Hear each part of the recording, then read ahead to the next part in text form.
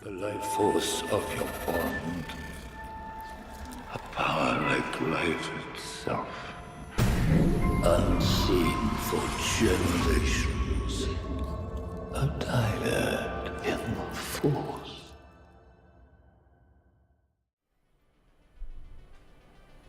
What's going on, guys? Welcome to another episode of DYAD in the Force. Another week, another episode. Episode 207, where we are on the intro.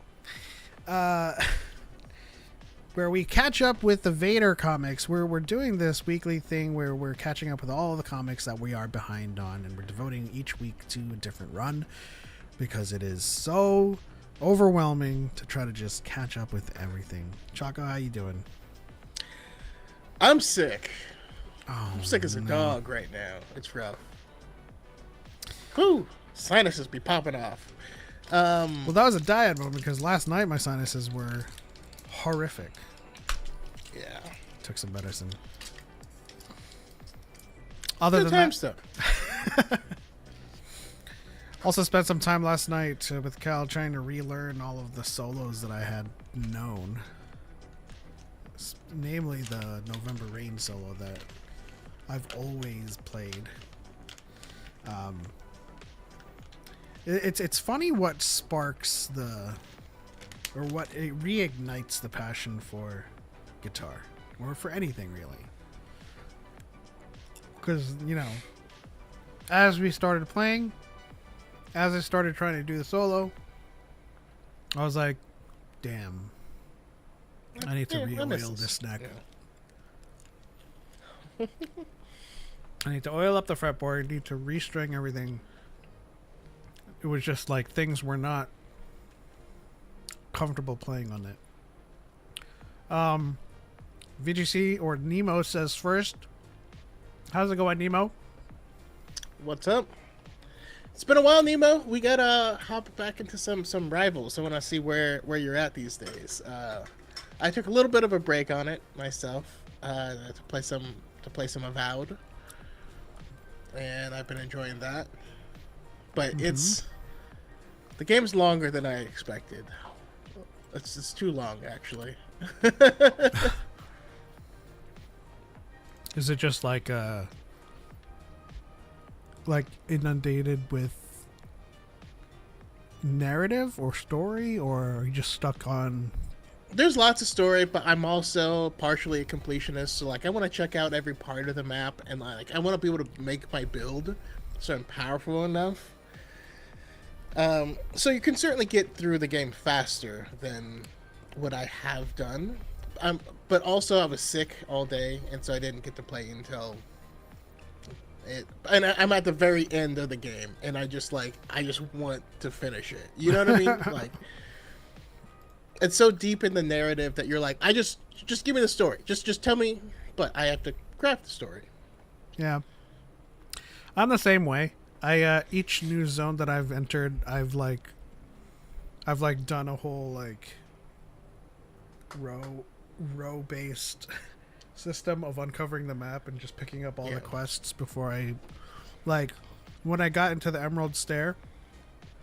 I didn't speak to the governor until I had finished all the bounties and helped a bunch of people at the farms and stuff. And that's what we do. Yeah. Shout out to Ken Carney. Nice. Kenny Kari. Hello there, everyone. How are we doing today? General Kenobi. Are we still sticking with General Kenobi? Can we change it to come here, little one? Hello there. Spooky Kitty, yes. What's that? What's that in regards to? Yes, y'all. And you don't stop. A mic check, y'all. No? Alright. Now, speaking of which, we do have a guest on this week. We're going to bring them on because I said so.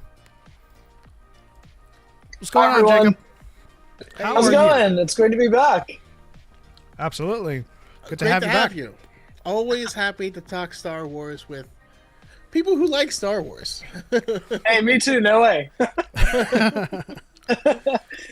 There's got to be a bone in your body that's like, this is trash. So Let it You out know, now. if it's there, I have yet to find it after 27 years, so I'm still looking for it. Shout out to Cub Coast. Did you guys see the art show for Celebration? If so, what's your favorite? I did see, I didn't get to kind of peruse it fully, but I did see the art of the stranger. And here's what I'll say about that. They're not done with those characters. Not in the slightest.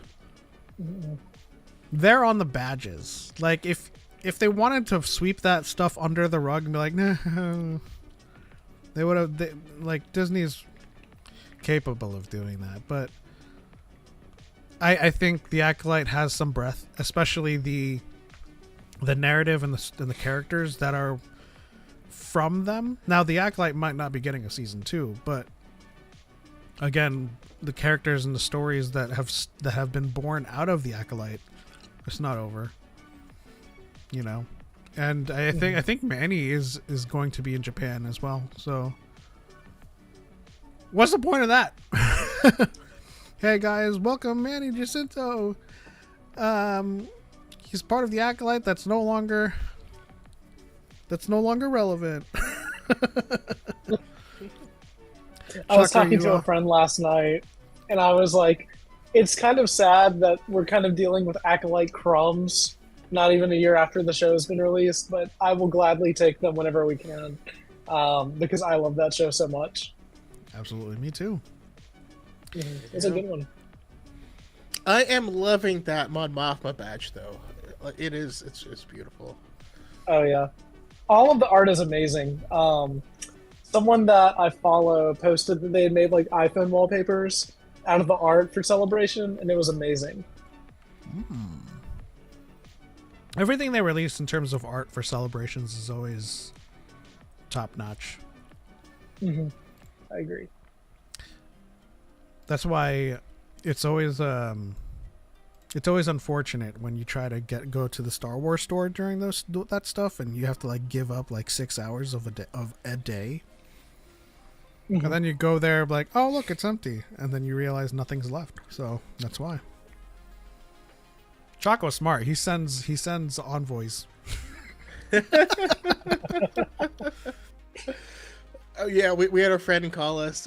He was in line, and I was like, "Hey, if you have an extra like $250 on you, can you pick this up for me?" And they did, and it was awesome. Yeah, but we come with our own perks, you know.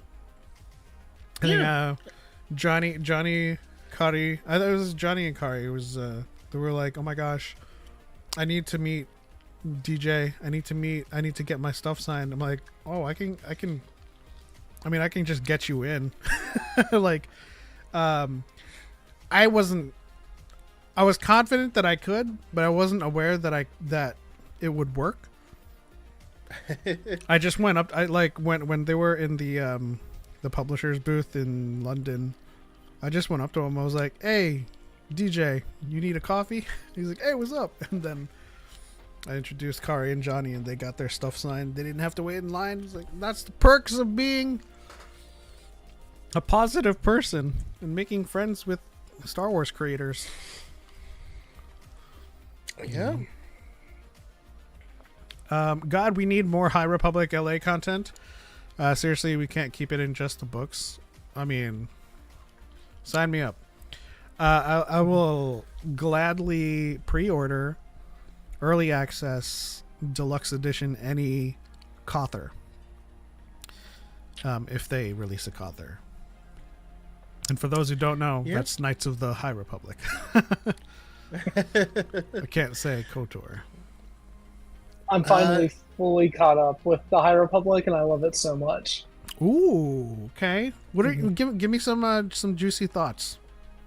Some thoughts are, I think Phase 2 is severely underrated. I haven't seen a lot of people talk about Phase 2, and Phase 2 is great. Phase 3 has been nothing but banger after banger after banger, I feel like. Aside from Defy the Storm, which was probably one of my lesser favorites, but I feel like it's been just so consistent in terms of amazing quality in the books, in the comics, in everything. and it's been really fun, like getting to explore this era. Like, Yeah. I wanted to keep up with the canon and know what happened, but it's cool to experience those stories for yourself and check them out and read them. It's definitely fulfilling and worth your time. Oh yeah, we've been talking about this for a while, but like if you were from like the 80s and 90s and you kept up with the old EU and you're such an advocate for Legends continuity, but you refuse to keep up with the new expanded universe, there's going to come a point in time where it's like 2045 or 2050 and everybody's talking about the newness or the new of the expanded universe continuity, and you're still like, but what about New Jedi Order? It's like, bro, that was like it's like 50 years ago. We're talking about new Star Wars right now.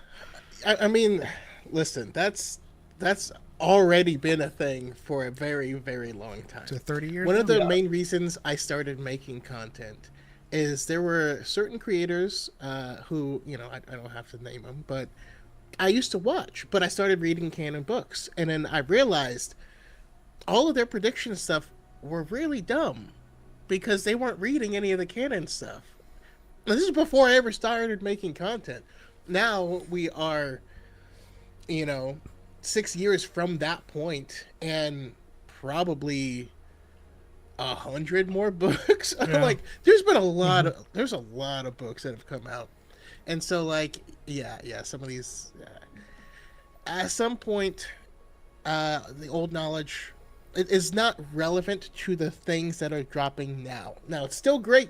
They're still fantastic books, still worthy of your time. You know, go read them.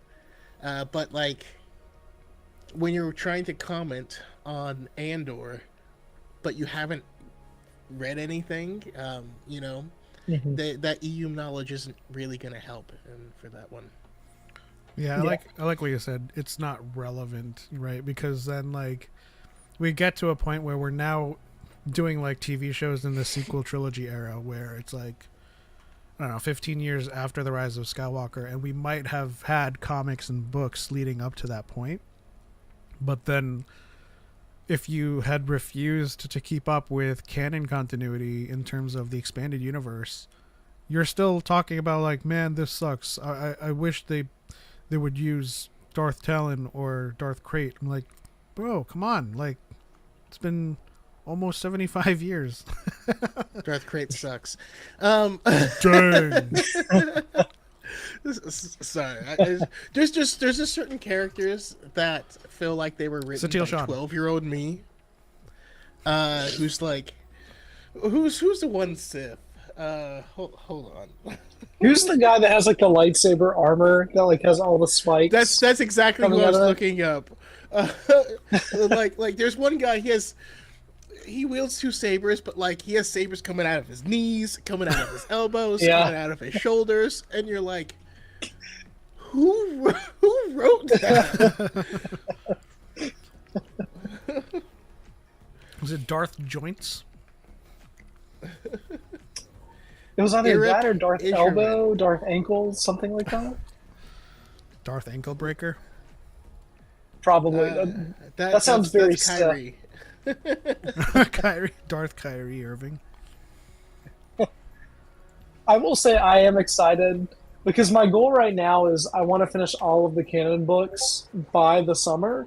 Right now, I'm on Mace Windu: The Glass Abyss, and I'm about 10 chapters into that. So I'm hoping to be caught up on all of the canon books. I'm really enjoying it so far. But I'm hoping to be fully caught up by like the summer, especially with like June with all of those books that are coming out. And then I'm going to start reading all of Legends later this year. So that way I can say I've read both. Nice. But we'll see. All of Legends is a lofty goal. I believe it. I'm just saying. It can be done though because it has stopped growing in terms of continuity. Yeah. It can be done. I stopped at 150 and I'm not halfway done. So I've read a lot of them already. Like there was one summer, and this was like back whenever I was in like high school. I think I was like a freshman in high school, where my friend called me and he was like, "Hey, like my roommate left like all of these Star Wars books, and he doesn't want them anymore. So if you want them, they're all yours." No joke. My friend gave me like for free like 60 plus like Legends books, and I spent the Dang. whole summer like reading all of them. But they all kind of like blended together, and some I didn't realize were like in the middle of like series and stuff. So I can Oh, only yeah. remember bits and pieces of them, aside from like a few that really stood out. But like, yeah, If you've read even half of that, you got more than me. I've only read the High Republic stuff. Or not the High Republic, the Old Republic stuff. It's already blending in with each other. My goal is to read what is it, all of like post Return of the Jedi stuff first, and just kind of see where that kind of goes, because I feel like when people talk about the EU and Legends, that's typically usually what they they're talk talking about. Yeah. And I've read the Thrawn trilogy, and I really enjoy it, but I'm excited to see what comes after. Really, all you got to do is make sure to read. I mean, just make sure Fate of the Jedi is last. But yeah, like all of those, I would look up the release order and read them, the series in release order, because later they really do, especially Fate of the Jedi, is heavily based off of the other things that came before it. So like, it comes back and it revisits. Like if you've read Resistance Reborn. Yeah, that's a great one. Okay, I like it a so lot. just how that goes back and it references the video games and comic books and all this other stuff. That's what Fate of the Jedi does. But the picture Okay, Pep put it here up on the screen.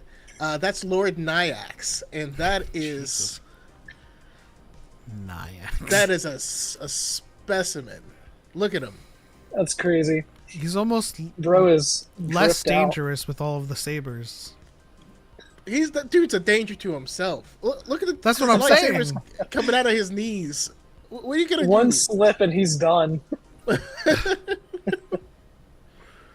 I mean, like, I think he's more dangerous without all of that stuff. That's also that's what I was trying to say. Is he's more of a danger to himself than his enemies. But you can tell, like, you know, a 12-year-old me would be like, yeah, he's so cool. He has 8 lightsabers. Oh yeah, when you're That's like funny. when you're saber fighting, like play saber fighting as a kid, and you're like your friend like stabs you, and you're like, no, because my saber, I have an extra saber right here that juts out. I'm just like, keep just making it reminds up me on, of, up on like, the spot. All of those like ridiculous like toys where it's like you can build your own lightsaber, and like you can build like the wackiest designs. Oh, I do remember that. Those were fun. That ultimate lightsaber building kit from like 2005 might be one of the most goated Star Wars toys in my opinion, I think. See, that time was in my my cool phase, so Yeah. I wasn't openly Star Wars at that point in time. Oh no. To some perspectives, that would be the uncool phase. You ain't cool. See, I never until went you're through a Star cool Wars. phase. I just stuck being a nerd. I've always been one. No, but at that point in time, I was heavily into playing music and skateboarding and stuff, and that was like my outside persona. And then I'd run home and play Pokemon and read Star Wars books. The Darth Pause troll had all of his videos taken down because he was harassing Theory. I'm not familiar with that. Yeah, He was like, oh, I'm sorry. My bad. Go ahead. I know of that individual only because when Star Wars Outlaws was coming out, they made a video called like "They're shilling for Outlaws," and they put my face in the thumbnail. But what was funny about that is I had not played Outlaws yet. I didn't even own the game yet. So I remember I made like a tweet that went kind of viral, and I was like, the funniest thing about this is that I haven't even bought the game yet. So I only know of them from that. But I think that they were like really going after that big Star Wars creator, and I think that he kind of sniped their channel probably. Yeah, made people mass report him and stuff. Yeah. Yeah. I mean, he ain't Lord Voldemort, man. We'll name theory on this channel. I don't give a fuck. I just don't pay attention. I got, man, there's too much stuff going on in this country. I can't pay attention to that idiot. I'm a Spooky Kitty says Kyrie will be in LA next season, promise. Don't know if that'll happen, but you know, LA's looking good. They're doing some stuff. Hey guys, nice to see you. Finished my first read of Heir to the Empire. Solid adventure for the time of its release, but not a life-changing experience as many fans think of it. I mean, they're all pretty much calling forth nostalgia, you know, when they refer back to that stuff. I mean, I will even admit that Fatal Alliance doesn't really hold up that well and doesn't really have a lot of Satil Shan, but my favorite stuff was the comics, like the Treatise on Coruscant and the forget the Sun. Yeah, but Barusa, I want to hear more about it. You know, I think Jacobs, you said that you've read it. What did you like about it? What did you not like about Heir to the Empire? Personally, I really enjoyed it, and I thought the introduction to Thrawn was really good. And the whole mystery behind Delta Source was incredible. I thought the way that was set up, and it got me really interested in Bothans, and hating a lot of them. But ultimately, I think the series had a bad ending. I will say, I think The Last Command is probably my least favorite out of all of them. But I'm in the camp to where Dark Force Rising is actually my favorite out of all three of them. Everybody talks about Heir to the Empire, and I'm like, Dark Force Rising is like so much better in my opinion.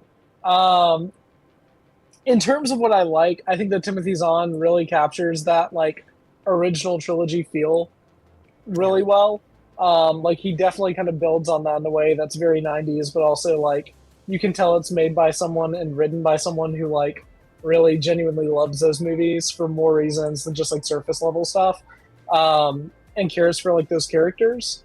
Things I dislike, I feel like the pacing of the book can be a little bit all over the place at times, and I also think that some characterizations are not all that in that book. Like Luke is like really good in that book, and even Han I think is like mostly really good in that book, but Leia is not as well written as I would have hoped she would have been. If that makes sense. You're gonna find that when you read the EU, they just didn't write women very well in general. And, well, isn't like one of the books called like thread. One of the books is called like The Courtship of Princess Leia, right? Like, yeah, where Han like drugs and kidnaps Leia, and it's like, I'm gonna force you to be with me, and you're like, hold on, Han. Maybe we don't do that. I don't know. Oh boy. But hey, we got Dathomir out of that. Kenny says, God, could you make me any older? Remember, it is my birthday. Well, happy birthday, Kenny. Yeah. The following Happy inserts birthday. are dedicated to you. You will know. Looking. You have done that yourself. You'll never understand me. Cassian Ander. What did I just say? You just ask everybody to pick up their samurai swords and shave your butt. I said that? Yes. I just needed a reason to use those again. How old are you, Kenny? Side note, I finally watched that new Spider-Man show. I gotta catch up with that. I watched the first two. Do. It's done. The season's done. Where you at? Where I'm at, Avowed, catching up with the comics. I got a whole bunch of, I'm reading your books. I'm almost done with Skysworn. Which is weird because like I would normally be done with that and just be on to the next two, but this week has been very busy. I'm not complaining. I don't have a lot of downtime. Let's see here. The Have you guys Throne seen, and Pelion sorry. dynamic was fire. It gives sort of a dignity and honor to the Empire. Yeah, I actually really did like Pelion as a character. I didn't like Mara Jade. She's described to hate Luke, but she didn't act that way. And it's like her charisma felt forced because of the dynamic they set up for her and Luke. Yeah, it was a little weird where she's like, I don't know. I feel like she's the ultimate. She's actually the Mary Sue, but that's Well, I think also overall, sometimes authors, I think that's a good read of it as well, will have this character type in mind as they're writing them, right? And I think you wouldn't be wrong in saying that they made Mara Jade primarily to end up with Luke. Yeah, I mean that's probably fair to say. I will say it did take quite a while before they actually got together. You know, I mean they don't get together in that book at all, in that trilogy. It's not until, you know, man. Now my brain is not finding the order. I'm trying to think because the whole Callista stuff happened after that as well, I believe.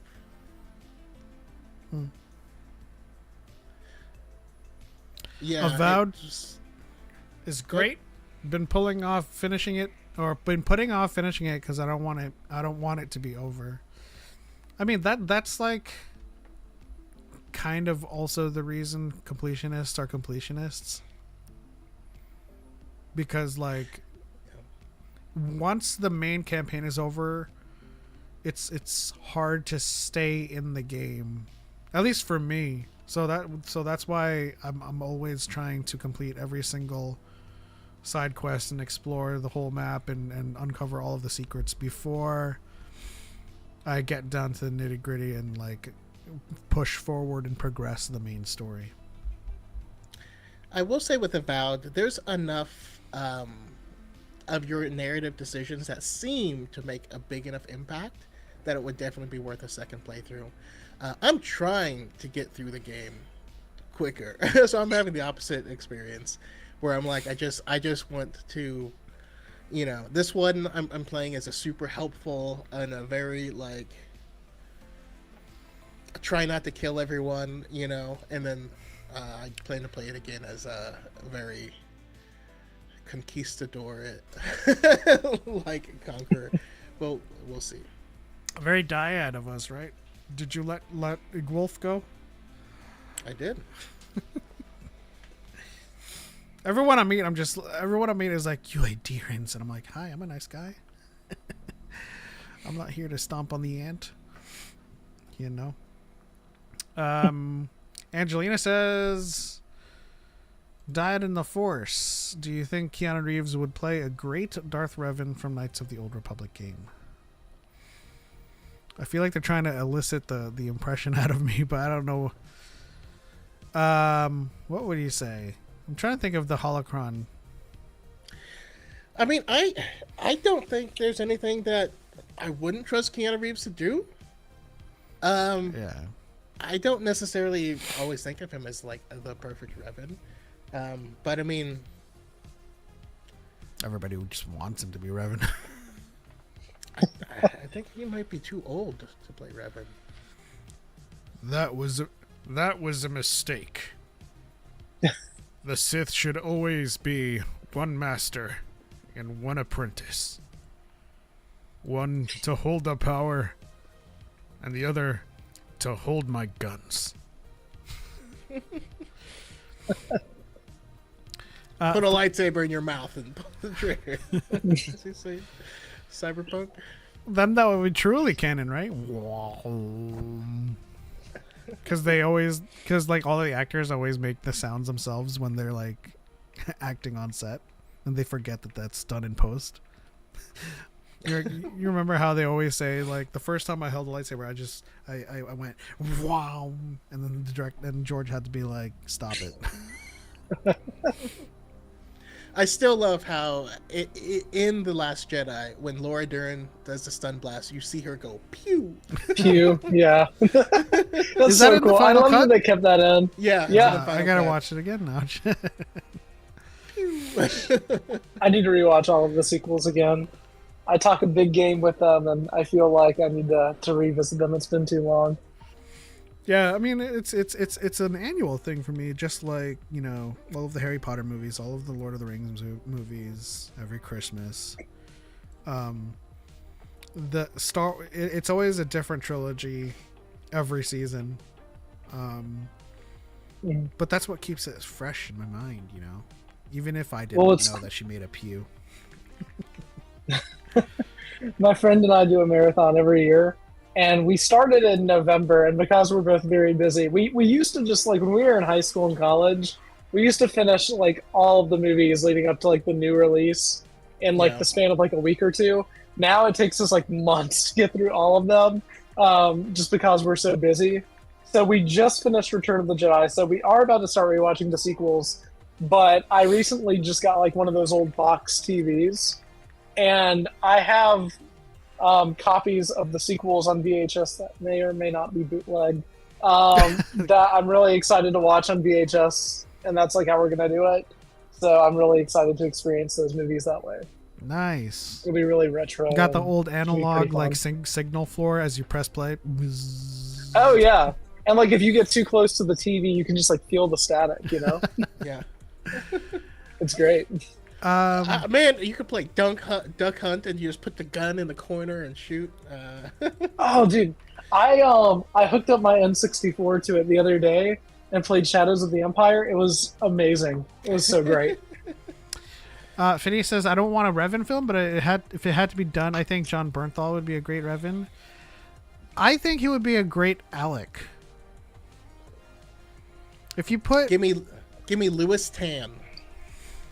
If you put Bernthal as Alec beside someone who's playing Revan, like Bernthal is like, he's Alec.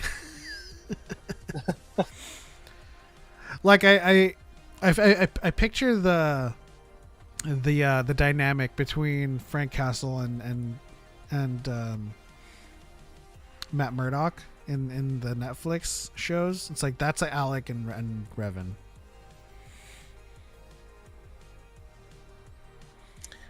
Coco says, I've never understand the fan casting of Keanu as Revan. I'm not going to pretend like it is good fan casting either. No hate to anyone. I mean, I think he just looks like the box art, or I don't even know what art people are referencing. I think he looks like the default character setting when you start the game. Of course, when I played, my Revan was a black dude. Yeah. Peps was an Asian dude, so you can really go anyway. But no, I want the actor Louis Tan. He's fantastic with martial arts, and I think I'd give it to him. I would love to see that. I forget what I watched recently with Louis Tan in it. But he was playing. Oh no, it's Cobra Kai, the last season of Cobra Kai. Like he plays a sensei in a dojo that purportedly has to lose. I don't think he would lose to Machio or any of those martial artists, but you know, story is story. Mm-hmm. Sorry for becoming a force ghost for a minute there with my camera. I was running off camera to grab these because I talked about them and now I want to show them. These are the VHS copies of the sequels that I have, nice. that I got all of those years ago. And let me say, watching The Last Jedi on VHS, it's different. But I'd like to. I don't even know where I got these from, but they do work. I can tell you that much. Disney, Well, if you're watching this, please don't attack me for owning these. I have the movies more than 3 times each, I promise. That's not counting Disney Plus. Well, at least keep me posted, because you know it might be fun to join you guys to watch it, if that's a thing. Oh, absolutely. Yeah. Coco It should be says, soon. I think Celebration will be light on announcements at most. Mando and Grogu trailer, advanced screening of Andor apps, Visions 3 trailer, and maybe a new animated show announcement. What are you guys expecting? Do you think anything big is gonna come out of it? Ahsoka season 2. Yeah. I think Hayden and Ewan are going to come out in the Clone Wars armor. That's just an expectation I think won't be fulfilled, but I want to see it. I definitely think we're going to get something with the Mandalorian and Grogu. Hopefully a trailer, like something small. They'll probably release that trailer that they had for like, I think it was like D23 a couple months ago. They'll probably drop it in full this time around, maybe with some like minor changes and stuff added. But I'm really hoping, this is a long shot, but I'm really hoping for a legitimate update on the new Jedi Order Rey Skywalker movie. That's what I want more than anything else. And a man can dream, I suppose, but we'll see. I think it's too soon to see anything. They might. I don't think they'll talk about it. Yeah, they'll talk about it for sure. Mm-hmm. They just got a new writer, so it would be true. a miracle for them to have footage to show. Maybe some concept art. Maybe they can film like a one-off. one-off. They film like a one-off with Daisy Ridley just for celebration. That would be cool. They could do what they did with Rogue One and have like a concept trailer, because I think in like 2015 when they announced it, they had like it's the footage from Solo at the end of the movie where it's like you see like the river and it's like panning up, but they had like sounds of like blasters and stuff like that. Like, this is very niche. I don't know if this is too niche or not, but like I remember seeing that and being very hyped about it. Yeah. Are logo reveals still hype? Because if they don't have footage, it's like, oh, and one more thing. Lights go down. And it's just Star Wars, the new Jedi Order. Even though we knew the title. And then it just stops before it gets to the actual crawl. It's just like... Yeah, that's the worst thing. I mean, I feel like Marvel changed the game when they did that big release of like, oh, this is what we're doing for the next few years. And what's funny is a lot of those projects didn't end up happening. Like, there's like a Serpent Society movie and like there's a bunch of weird stuff on there. But people forget that a lot of stuff just didn't come to fruition or change in different forms. And so, Star Wars tried to do the same hype, and some of those things didn't come to fruition, and it just creates more and more issues. But talking about Daisy Ridley, have you guys seen the action scenes or any of the trailers for her new film Cleaner? I have not. I have not either. All right, so it's like a Die Hard-esque movie where Daisy Ridley is an soldier who like has come back from war and is just a window cleaner, and then terrorists take over the building that she's cleaning the window on.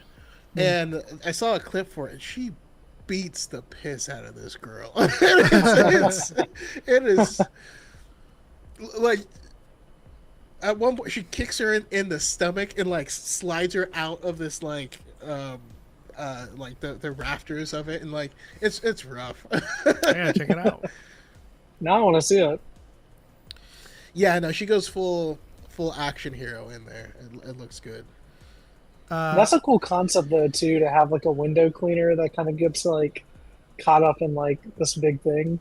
That's we cool. had Beekeeper, right, with Jason Statham. A lot of those frameworks just work. It's like a next assassin. They're just trying to flip burgers and just be normal, and then like the burger joint gets hijacked, and they're like, "I'm the only person here who knows how to fight." Good Burger 3. Welcome to Good Burger. I would pay money for that one though. Bottle Size says Governor Panaka and Palpatine cameo in Andor season 2. We might get Palpatine. Ooh. I mean, at this point in time, Panaka should be a Moff. She should be Moff Panaka. But I'm trying to think of how long he makes it from the time Because I think he's dead by now. I'm unsure. Oh, yeah. No, specifically he's when dead. Season He's 2 dead. takes place, because they said that it kind of hops. Yeah, every 3 episodes, roughly, every arc will be the next year. But I want to say, since Leia is gonna be 19, maybe, but it would have to be in like the first 2 arcs. Yeah. Because he don't. It's sad, man. Panaka. Damn. For the love of God, just The please traitor. say on stage it's coming along, because every other day a new clickbait Disney hate vid says it's canceled. Well, their newest shtick is to say that they are doubling down and trying to change fans' perception of the sequel trilogy by doing more content. And I kind of just posted on Blue Sky and on YouTube, like, they have always done this. What are you talking about? What Yeah. do you think Clone Wars was? They're always going I was to about- expand the narratives of each era. Rebels was for originals. Clone Wars was prequels. They're going to have a show for the sequel trilogy era. But it's like, Yeah. no, they're trying to change our perception of the sequel trilogy so that we begin to like it. Like, no. Just Well, maybe if Well- your perception of the sequels is changing because they're adding more stuff, then it's working, you know? Because like, if you're coming around on the movies based on more content, I mean, that's what people did with the prequels in a lot of respects, and Absolutely. like you said, element like with the originals, with like stuff like Rebels and stuff too, which just added to it, you know? Yeah, it's just always been the thing. They're just making more content. You know. Yeah, Bleagle or Goob it's almost like they own it. Goob says, breaking. There's more content being made.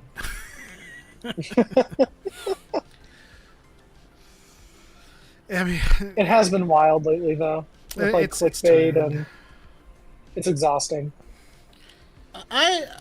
It's probably just because I haven't been paying attention to it. But like, you remember the early days where, I don't know, I actually had some fear that they weren't gonna continue with the narrative. There's all these reports. Oh no, they're gonna retcon the sequels with through Ahsoka with the World Between Worlds and all this stuff, and you're like, I don't know about that. well, this is their version of FAFO. Right? All of the, like, what, the 600th time that Kathy Kennedy is fired, the 500th time that the sequels are being retconned, that they're being decanonized, and the time Yeah. like a time machine thing is going to erase the continuity. Like, but then like now they're doubling down and they're adding more content. And it's just like, which one Yeah. is it? Like, are they gonna retcon it, or are they? No, Yeah. I'm gonna call pure copium. Like they're seeing more and more people just enjoy the films, or it's becoming more and more pathetic to like blanket hate a movie when it's like 10 years old. You know? Yeah. Yeah. And so they're like, well, they're trying to make us like them with new content. That way, in 5 years, they can be like, well, now we like them because of all that extra content. Yeah. Let's move on to lore. I do have a specific topic I want to discuss. And you guys will be able to riff off of it. I imagine you will be able to. So, let's do this. I'm ready. Everything you know about Star Wars is wrong in this episode. George Lucas broke lore way before Disney ever did. Now, this statement comes out of my mouth because oftentimes a new show, a new movie comes out, and we get all of the naysayers saying this breaks canon, this breaks lore. And it usually has something to do with the Legends continuity, what they knew about it and stuff like that. And we get a lot of videos covering lightsaber lore that's like, oh, I like the old synthetic crystals. Choco, question. Who changed lightsaber lore? Was it Disney? Yeah, that would not be Disney. Actually, we've come to find out some behind the scenes knowledge that the whole bleeding crystals thing was actually already the intention before the purchase. But you know, if you're a fan of the Clone Wars at all, like a lot of the contention behind the Clone Wars was how much stories the Clone Wars just crapped on constantly because George didn't care. In fact, we're actually a lot more. Everything's a lot more consistent nowadays, more so than it's ever been. Yeah. So I a big agree. example. Big example is the lightsaber lore with the Gathering, the Clone Wars. Way before Disney purchase, way before Kathleen Kennedy got her hands on Star Wars, your synthetic crystals were crapped on. They gave us new Kyber crystal lore. With the colors being innate to the bonding process rather than colored crystals. Clone Wars crapped on Mandalorian lore, on Karen Travis's stories. And what's another one? They changed Darth Maul's story. Yeah, Darth Maul was kind of a throwaway character, but a big one is if you read some of the old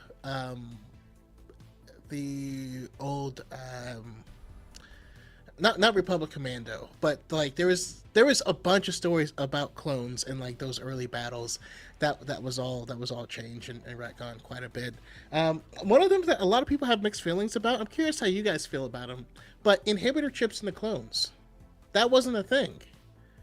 You know, that was added much later, where before the clones just turned on them.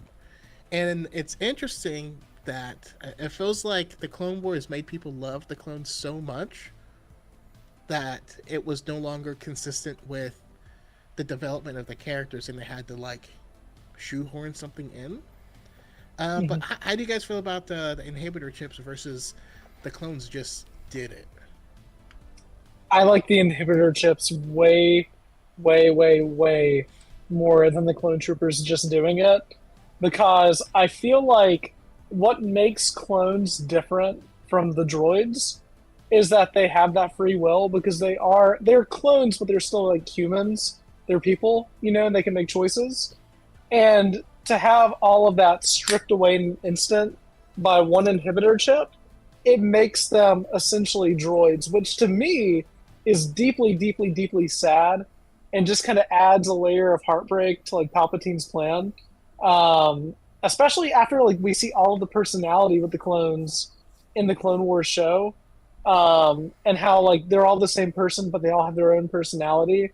To have a lot of that kind of stripped away, and then after the fact, some of them start to realize, wait a minute, maybe I was in the wrong for doing this. Like Commander Cody, I think that that's way more interesting and a lot more sad than just having them be like, well, you were my friend, but I gotta cap you now. You know, like, Yeah. I don't know. So Yeah, no, it's tragic to watch, you know, Bad Batch and they're back in lines with no originality and no personalities again, and you're like, dang. yeah. Yeah, I like the chips too. For all of the reasons that Jacob said, but also it kind of compounds Palpatine's designs, right? If he didn't really have this all fleshed out in the beginning with Tyrannus and what's his name? Sifo Dyas, and kind of creating this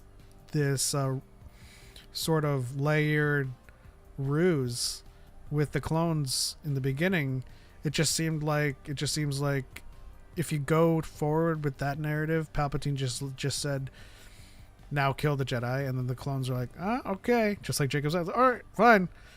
So it adds a layer of complexity to Palpatine's planning and designs where, he planned it all along, and he even went so far as to. I don't think that Order 65 is canon, but like I like to think that it is, and it kind of adds to his many number of contingencies that he had throughout the whole time, and we'll get to discussing it with the Vader comics as well, because that plays a huge part in how the story moves forward with Palpatine and Vader. I do just love. I know I talk about it a lot, but I do love the moment in the Revenge of the Sith novelization where Order 66 gets called, and Cody's like, "God, I wish you had told me before I gave him back his lightsaber." Yeah. It's always funny. Zach Johnson That asks, novelization's so good. didn't George change it for Mace Windu, Samuel L. Jackson? He didn't really change anything. The most you could probably say is that he just added a color. He wasn't really speaking in terms of lore to Sam Jackson. He was just saying you either have red or you either have blue or green, right? And he was just saying that just as a director. Yeah, I mean, he was very influenced by like westerns and stuff like that. In the early westerns, if you wanted to know if someone was good or bad, you look at the color of their hat, right? The good guys wore lighter hats. The bad guys always wore black hats. And then Tombstone had red sashes. And then they started to play with that narrative with grays, and then, but that was like the original thing that was set. But yeah, in the expanded universe, it wasn't all kyber crystals. It was all sorts of stuff you could pick up and put into your lightsaber. There was like a cold crystal. There was, there's an Aegis crystal. Yeah, Lobaka had a bronze lightsaber. There was I think there was a see-through or like a transparent one. Oh, from Lineage Jedi. So cool. There was what's his name? He made his lightsaber out of a speeder bike handle, and he put extra crystals in there, and so it would be silver. And then whenever he would crank it, it would turn purple and become like 9 feet long. Legends is wild. I love the sheer ambition of Legends in a lot of respects. Like, I'm all for the consistency of the new canon, but I think I admire, even if a lot of it was wacky and insane. For sure. They did. Yeah, I mean, it's funny, and like in some ways they also just didn't care. Like, what's his name took the Sun Crusher, blew up a star, killed trillions of people, and then came back and was like, "I'm sorry," and Luke was like, "Don't worry about it. Come on." You're like, "No, nothing. Okay, all right, cool, whatever." Yeah. All this to say is that if you're a big advocate for the Legends continuity and you're crying foul at every single project that breaks supposed lore, you've got to take it up the chain of command, figuratively, with George Lucas first, who picked and chose whenever it was convenient things from Legends, changed it, and retconned everything that you knew about certain things and aspects of EU lore at the time. I would argue that in the vein of Disney's purchase of taking all of that and labeling it Legends, they buffered themselves from, at least from people who are in the know and are informed, like yours truly, Choco and Jacob, and everyone in the chat. They buffered themselves from having to answer that retcon question. Instead, just be like, that's not canon. We have a canon continuity now, and Legends isn't a part of it. It never was part of it. But I can see that confusion stemming from the fact that George kind of pulled from it willy-nilly. But at this point... But they've given us a solid answer, though, on that. Yeah. And it irritates because, like, people will inundate you with quotes from different people, from different authors, but not from anyone who's capable of deciding whether or not something is canon. Yeah. And and by the way, I researched the crap out of this because I wanted the answers for myself. And so somewhere I have gigs of quotes from either side, right? You know, we have one person saying it was always canon. We have, you know, Steve Perry, who wrote Shadows of the Empire, saying it was never canon, and all this stuff. But like at the end of the day, both everyone who's capable of deciding what is and isn't canon has explicitly stated that the EU wasn't canon. Things are only become canon when depicted cinematically in a canon project. And while if it doesn't, the old rule was as long as it doesn't conflict with a canon project, you can consider it to be in continuity. Mm-hmm. And then people go, "Oh, see, then it was canon." And you're like, "No. If it conflicts with a canon project, that means it itself is not canon." But I don't know. Those people typically enjoy being mad, and they want to point their finger at Disney. When like, no, I just still enjoy the stories though. They're good stories. Read them. And they're more accessible now than ever. And beyond that, like, I think we talked about this last time, but like, they're remastering the audiobooks. Yeah, and they're still making toys from like the comics and like the books and stuff. Like, they just released like a couple months ago, I think, like some new like Heir to the Empire like 6-inch figures or something like that. And I feel like if you love Legends so much and you dislike the canon stuff, why don't you like the rebrand to Legends to where they're not touching it at all? They're leaving it in its own finite, complete timeline. Like, isn't that the best case scenario? And they're still actively publishing those stories. Even if you want it to just be called the Expanded Universe and not Legends, and like the books not have the banners and stuff on there, like I feel like that's kind of moot by this point, because it's like those books are still accessible. You can buy them almost anywhere, and like they're not touching that timeline aside from like acknowledging it here and there and introducing some things into canon again. Like, to me, it just doesn't make sense whenever people complain and scream online about, they're ruining the Expanded Universe by rebranding it to Legends. No, they're actually making it even better for you. Like, I don't get it. Now, I will still lament not getting my Jaina Solo series. She was my favorite character. She's still my favorite Star Wars character. And there's going to be a whole Sword of the Jedi series that got canned, you know, but it is what it is. I will also contend that the low-hanging fruit is most people that complain about lore breaking know nothing about it. They get their information from tourists who are saying they're breaking lore just to rile people up, and then so they become parrots. You know? Yeah. The truth of the matter is Lucasfilm decides what is canon. Lucasfilm decides what is the lore. So when you get mad at Wikipedia for updating their articles to match what Lucasfilm has done, you're dumb.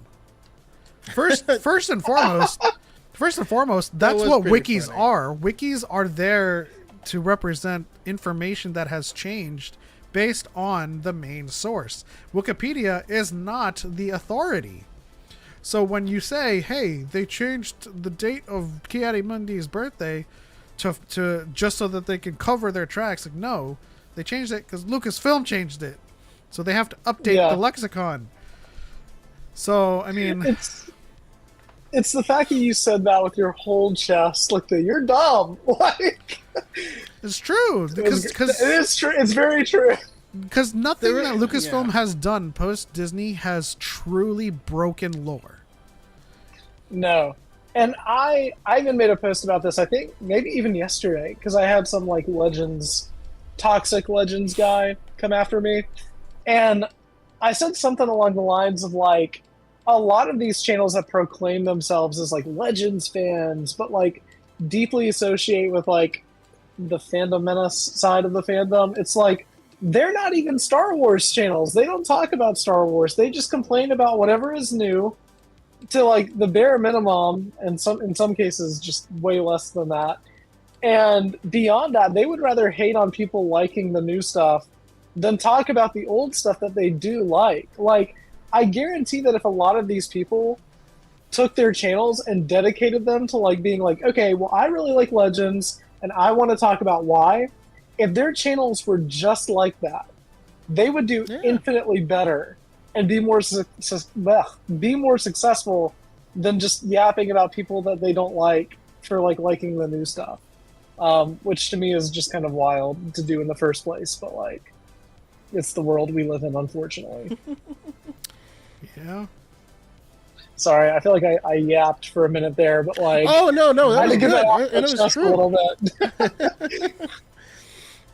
It's just I usually delete from my personal headcanon the episode of Tales of the Jedi where Obi and Annie were supervising Ahsoka's training. The models are not consistent visually with the time in the Clone Wars. Listen, I get it, but at the same time, it's like reading a comic book where sometimes it'll have a different artist, it'll have a different style, you know. Yeah, and that's okay. You know, I'm cool with Ahsoka having a full shirt and not a tube top. yeah.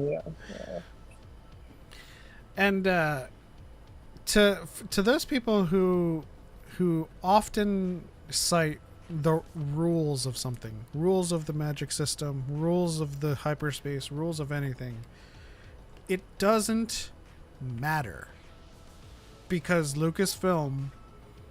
George Lucas to Lucasfilm now are the arbiters of the magic system. They're the arbiters of the rules of hyperspace. So they can do whatever they want and update those rules. They are not bound by anything. They are the creators of the canon that's going forward. So when we talk about jumping to hyperspace from a suborbital hyperspace jump. First of all, George Lucas did it first in Clone Wars, but even if we talk about it in Disney Lucasfilm era, there's just a blurb in the visual dictionary for The Rise of Skywalker talking about Rose Tico installing gravimetric compensators to enable suborbital jumps. They can do that. They are the arbiters of lore. They can create that shit. When people, you know, have armor that resists lightsabers and Beskar doesn't exist, they can create Beskar. They can create something new, you know? Yeah. Also, just because something hasn't been done doesn't mean it can't be done. And I always just think of like regular rules, right? Like, first you can't, you know, speeding is illegal, and you got to stay on the roads. And you're like, technically you can speed, and technically you can drive off road if you want. It's dangerous. I may not recommend it. And if someone does it, you can't be like, that breaks canon. And you're like, no, they just didn't follow the rules. So like, yeah, that's. Yeah, like if I say something like, "Oh, Disney's breaking canon," like, what are they gonna do? Just show up to my house and like find me or something? Oh no! I might have messed up. I mean, I'm sorry. Vader showed up. I'm sorry. I've had that bit in my head the entire time, and I had to find the perfect time to use it. Well, here's the reality of that situation. Should they ever, quote unquote, break canon, they're one news article and data bank update away from it not being broken. Like I think there was at one point they made a mistake, and they updated a data bank entry for a character that just made it correct. So just like if you are an author, if you're a writer, if you create Andor's your own birthday, things, if you create your own things, you know that you are the ultimate, you're the ultimate architect. And if you do make a mistake, you can fix it. Like that's what retcons. That's the use of retcons back in the day. Not like this buzzword that people use, you know? Lord Goop says Choco supports speeding, confirmed. Listen, I was trying not to laugh at that. once upon a time, I honestly thought I was going to be a professional rally car driver. That was like a goal of mine. But you know, I've done my fair share of driving. But you know, when you're doing like toge runs and stuff like that, it's not about the top speed. You know, it's more about the handles. I'll give you guys two more final examples of how George Lucas affected canon on his whim, and then we can move on. Well, I mean, like you said with the Mandalorians, he made them very Scandinavian. Well, like he absolutely decimated like their origins. well, these examples are so whimsical that you just have to accept that it is what it is. Obi-Wan was born on Coruscant. And then he did an interview with Jon Stewart at Celebration and said, no, he's born on Stewjon. And that changed immediately that day. Wikipedia updated. They didn't fix the Wikipedia to... I don't even think Wikipedia existed back then, but all of the lore updated right then and there. Second example is a kid writing a letter to George Lucas saying, I would love to be a Jedi, but I would also like to have a family and marry. I'm very sad that marriage is forbidden. George wrote back and said, it doesn't matter what the Jedi say, you can marry so long as you have light in your heart. And that became canon. So it's just like, That's cool. it's all whimsical, really. Just, you don't have to treat it so seriously. You know, we treat it seriously, but in the vein that we love to keep our records up to date, but we're you know, we are constantly updating those the lore Bible. And if anything new happens, we update it. We don't be like, well, this new thing is impossible, because no new things can ever be added to a story. Ever. So just take it from George. Lucasfilm can do whatever they want. It's almost like they own it. Yeah. Yeah. It's almost like whoever owns the franchise can do whatever they want with it, you know? Yeah. It's Batosai crazy. says there's a lot of that. Obi-Wan talking to Luke about Vader, Yoda as master of Obi-Wan, not Qui-Gon, Leia remembering Padme. I mean, it's all over the place. It literally is. The kiss. It's still canon, but they fixed it, you know?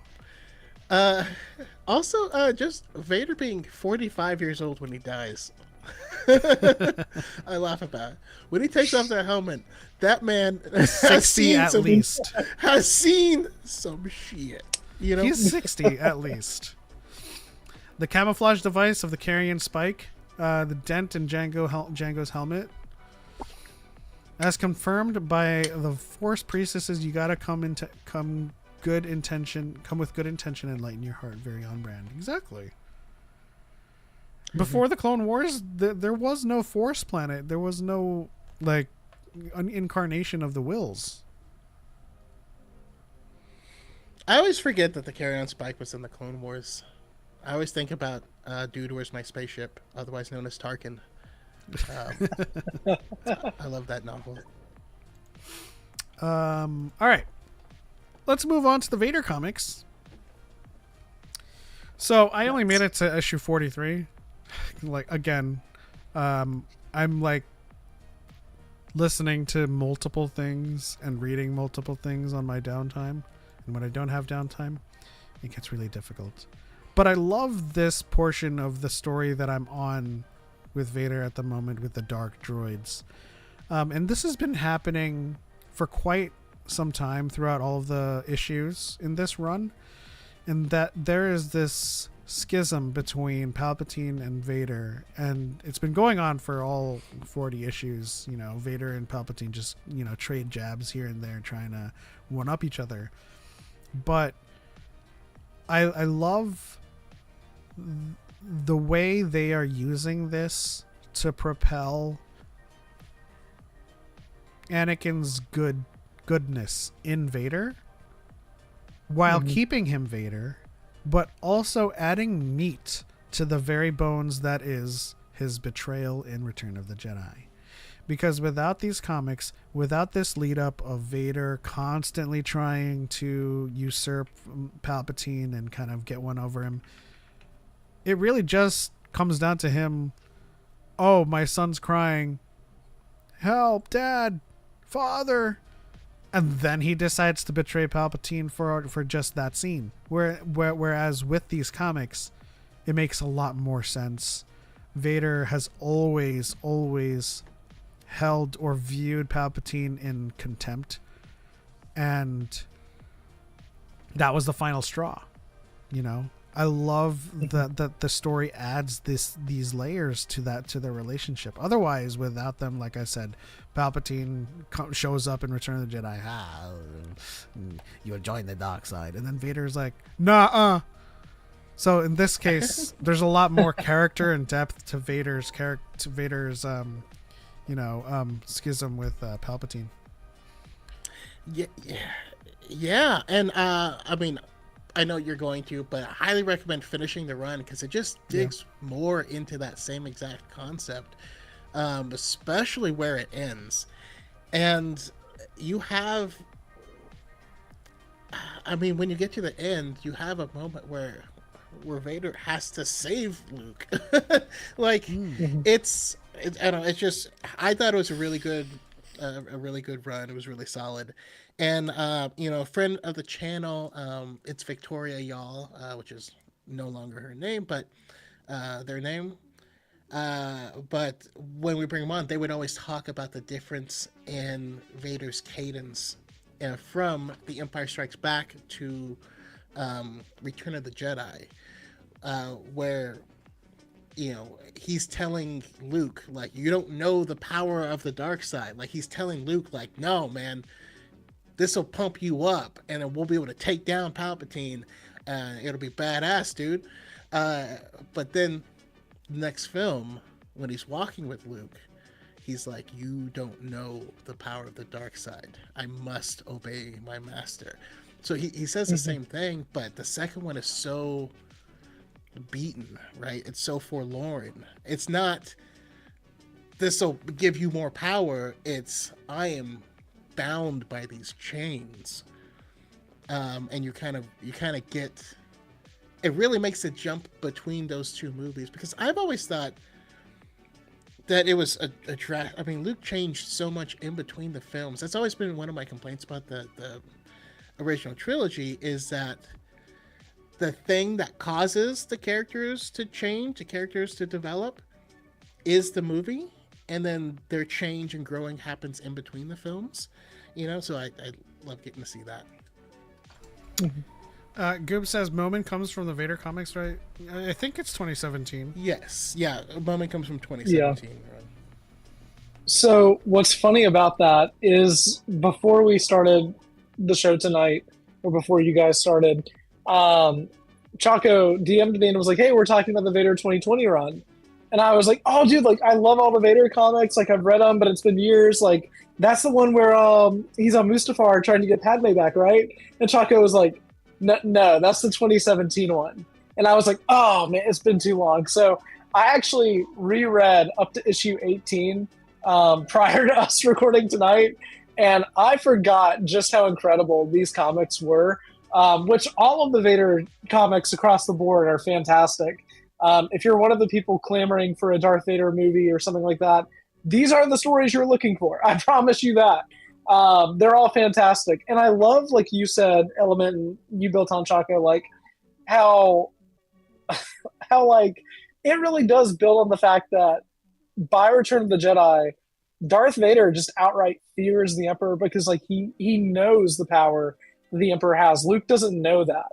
And so the fact that Luke, the only dark power that Luke has really seen is from his father, it's a total shock whenever Palpatine electrocutes him, whenever they get onto the Death Star. So I think it does add a lot to Vader eventually saving Luke and stuff like that. But part of the reason why I love this story, and I feel like a lot of people can already guess, I really love the first couple issues because they heavily tie into one of my favorite Star Wars movies, The Rise of Skywalker. Any chance that I have to talk about my boy Ochi of Bestoon, I will always take, because I love how Ochi talks such a big game, and then he ends up getting like punched and kicked, not just by like Darth Vader, but like by everyone. I love that panel where Vader's like, you have to walk in the front door. And Ochi walks in, and he's like, I'm Ochi of Bestoon. And then you like look down, and the next panel is like him being punched in the face by the guy. So I love the ties with Ochi and Exegol and everything like that.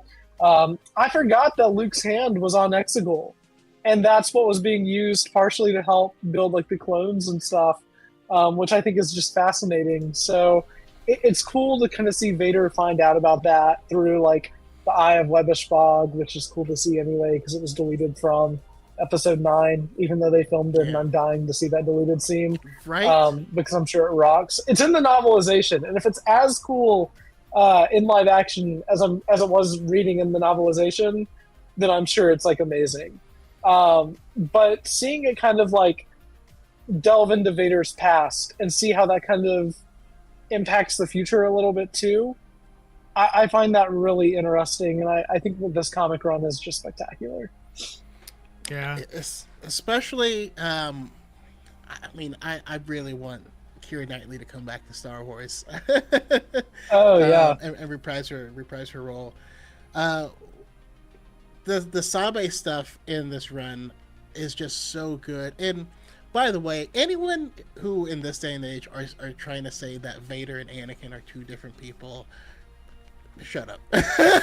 Sorry, because that ruins the character, because it means Vader wasn't beaten. It means that you beat a mentally ill person until his altered it can still come back at any time, right? Shout out to Hannah's Hannah. my friend who just subscribed. She's my co-host on the podcast. So hi Hannah, it's good to see Hello, you. Hannah. Shout out to Hannah. Thanks for subscribing. And also, you want to shout out your podcast real quick?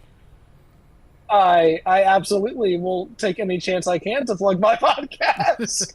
So sure. My friends and I, my friends Hannah and Hunter and Logan, and I host a podcast that we just started a couple weeks ago on my channel called That's Just Crate, where we talk about everything crate about Star Wars. We get a little salty sometimes, but that aside, bad puns aside, we've been recording a couple episodes weekly, and it's been a lot of fun just talking with them about Star Wars. They've been friends of mine for a long time now, so it's cool recording weekly episodes with them, and also having more people on my channel than just myself. I get tired of just seeing and hearing myself on a consistent daily basis. Absolutely. Yeah. Also, Hannah, if you want to come on here anytime, let us know. We'd love to have you.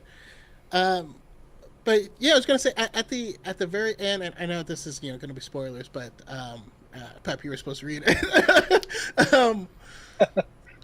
We get I know to what see happens. Sabe.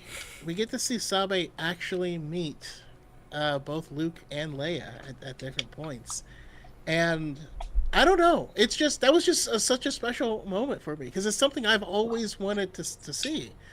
The next thing I really need is they have blood relatives that are probably still alive in the galaxy. Padme had a sister, and Sola had kids, and we don't talk about that. But any media that I think Padme is an incredible character, and she gets the short end of the stick in a lot of content. And so anything that brings back more love and respect for Padme, I'm here for. Absolutely. Mm-hmm. I'm so worried for Sabe at the end. The Sabe content Absolutely. in these comics. There's a lot of great content in these comics. Sabe, Afra. I did want to comment on something that Jacob brought up, which is like the way these comics add some context to how Luke doesn't know the power of Palpatine. And it kind of goes into The Last Jedi. So both times he confronts the big bad, things don't go the way you think, right? He goes off, he doesn't finish his training, and you know, Obi-Wan's like, I cannot interfere. And he says, I understand. Gets his hand chopped off, and gets mollywopped by Vader. He wants to go confront Palpatine because he thinks he can save his father, and you know, he's getting wrecked by the lightning. He doesn't know, you know. And so when he speaks to Rey in The Last Jedi, when she's like, there's still good in Ben. I can reach out to him. I can turn him. It's like, it's not that things are not going to go the way you think. You know, it's kind of mirroring his journey when he just goes off impulsively to do something. He's like, I think I could do this. And he's saying he can't really. I didn't even think about that. Oh. But also there's also like a I don't know, I call it an Easter egg. But in this kind of arc that I'm in the middle of leading up to the end with the dark droids, there's this moment where Vader can see through the eyes of a droid through the Force, and I'm like, are you guys backfilling how he's able to Force choke through a hollow? Because like, we just thought that was how powerful Vader was when we watched in the originals, where he's Force choking somebody through like a monitor in the originals. And then, like, just a small little lore drop where he can, you know, he can see through the eyes of a droid and use the Force through them. And I'm just like, wow. So, like, if he does that, anything that he can see either through the eyes of a droid or through the eyes of a camera, he can target through the Force. That's a crazy power. But all that to say, he's still a chump compared to Palpatine. Like, I can't stress this enough. A lot of people kind of glaze Vader hard when it comes to his power, and Palpatine was just that much more powerful. Yeah. Yep, you got to put respect on my boy Palpatine's name. Like, he was not the choice. He was not the chosen one. He was not born by the Force. He was just that dude. You know what I mean? He was a senator. Yeah, he was the worst kind of evil in a lot of instances. that was a source of the power. Have you ever heard the legend of Palpatine? No. Who is he? Is he a Sith? Worse, a politician. Have you guys seen the old school Robot Chicken Star Wars, where it's like Palpatine's falling down the reactor shaft, and it freezes and it zooms in, and he's like, "You're probably wondering how I got in this situation." And it cuts to him, and he's like, "I started out as a senator on Naboo." It's so funny. You know what? We need to do a rewatch of those as well. Yeah. But yeah, I mean, people really liked. Oh, but Dark Dimension, Vader would do this, and that. And you're like, you mean like in Vader's dreams he could do this stuff in his imagination? Yeah, cool. But source, I made it up. It's just that in every instance we see Vader try to step up to or square up to Palpatine. It's not even a lightsaber duel. It's not even like a Force tug of war. He literally just whops Vader away and swats him like a fly. Like, it's not even close, you know.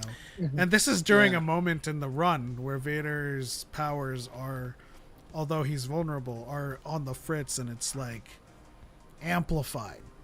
You know, he's amped, and Palpatine senses this. He's like, yes, it's a wave in the Force. And then, and by the end of it, he makes himself way amped, like above even that, and it goes to fight him, and it still don't work. So like, I hate to break to, because I've seen some complaints about this run because people are like, oh, it makes Vader look weak.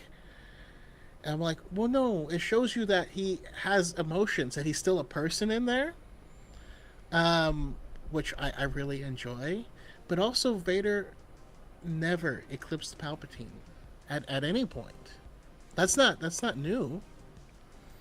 Vader It's could also- He had the he potential. could beat Obi-Wan Kenobi, you know? Like, Yeah. he gets waxed in his prime by Obi-Wan on Mustafar. Like, On a regular basis, he gets waxed by Yeah, Obi-Wan. that's just you a know? regular Tuesday. And That's also like- very pessimistic read of the situation too. I don't think it makes Vader look weak. It just means that Palpatine is more powerful. You can have someone that's strong, but someone and that's stronger. my takeaway, because it does so much in this run to show you how powerful he is. Like, they write out past Sumo Verminoff, and everyone's like holding their heads and stuff, and like they can barely stand up because of the psychic blowback of being that close to it. And then Vader's just like, ah, you know, he's just standing there. And there's so many scenes like that show you he's not weak. He'll take on anyone No. and everyone, and he doesn't even, you know, he doesn't even prep time it. You know, he just like whatever. Well, like, it's interesting because, like, I don't want to diminish and say that Darth Vader is powerless. He is indeed insanely powerful. Obviously, I feel like that's like undisputed, but I feel like saying that he's like an invincible weapon that can never be defeated is just kind of a misread of the character. But I think something that shows how powerful and how smart he is whenever Palpatine cuts off or breaks off his arm and like his legs, takes him back to Mustafar and dumps him like where he was before, and he's like, now you have to rebuild yourself. I rebuilt you once before, now you have to do it yourself. And he does. And he sends I think assassins after him. Multiple. Exactly. He said, my boy Ochi, the goat.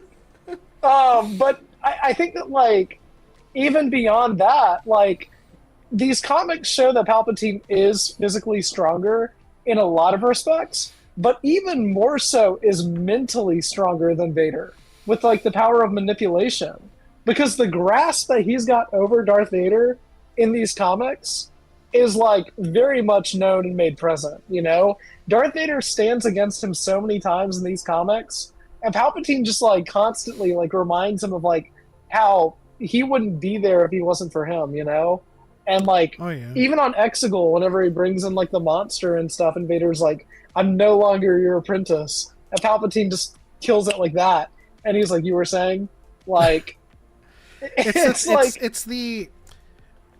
the always being Super Saiyan problem Yeah. with Dragon Ball. When Goku's just living life in Super Saiyan form, he's like, oh yeah, I'm just training myself to just be in this form at all times. It makes me think of, it made me think of that when I was reading how the Fermata cage, or there's this device that kind of creates a huge kind of wave in the Force, and like Sly Moore and Force sensitives like are being affected by it, just like Vader is when his ability to control the Force is on the fritz. And Palpatine's standing there. Sly Moore is like, why aren't you affected? And Palpatine just said, I'm just powerful. You know, he's not coughing at that, and it just made me think of like It's Vader. like Bleach, when they're like, his spiritual pressure. Oh yeah, when you can't move and you're Yeah. being weighed down by spiritual pressure, and there's like this 13th guard captain. He's just like, huh? He has pressure. Okay. But in those issues, particularly when you know Vader is having his hate being solicited to amp himself up. It's like, what do you truly hate? And then I compare it to Palpatine, who just stands there and he says, my hate is more powerful than yours. And she's like, but you don't look like you're hating anything right now. You look like you're just having a good time. So like, this made me think Palpatine is just perpetually in Super Saiyan form. Like, his hate knows no bounds, and he's just a chill dude at face value.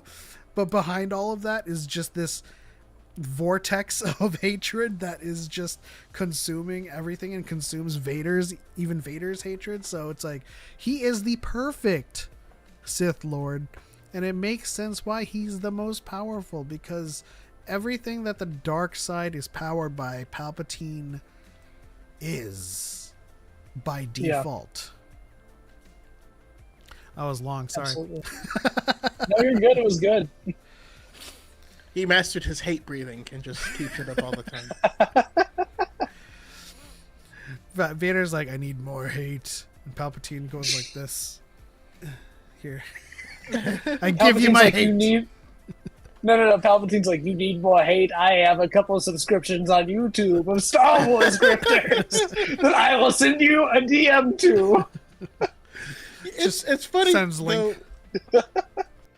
It does make me laugh, though, as like, do they not realize that they have joined the dark side? Like, do they not realize that they were standing against everything Star Wars is? I don't know. That's what's weird. I don't get it either. I mean, truly, self-awareness is not a part of their lifestyle, because even Not someone like at all.